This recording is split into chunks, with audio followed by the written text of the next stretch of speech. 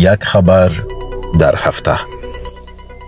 کریستیانو رونالدو ستاره درخشان جهان فوتبال می‌خواهد با دونالد ترامپ دیدار و گفتگو کند. او این مطلب را در یک برنامه تلویزیونی ابراز کرده است. به باور رونالدو، دونالد ترامپ رئیس جمهور امریکا مرد عمل است و می‌تواند در تأمین صلح و ثبات در جهان کار مؤثری انجام دهد.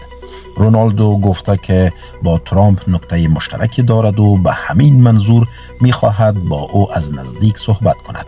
این در حالی است که بسیاری از مردم در جهان و به خصوص در امریکا ترامپ را یک مرد خودخواه و بی تجربه در سیاست دانسته و ابراز نگرانی کردند که عملکردهای او ایالات متحده و جهان را با مشکلات جدید در آینده مواجه خواهد کرد.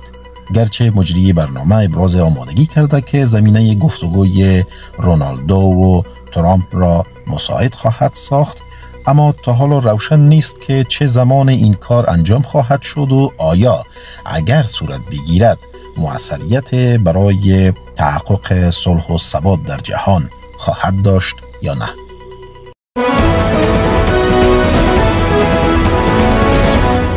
یک خبر در هفته.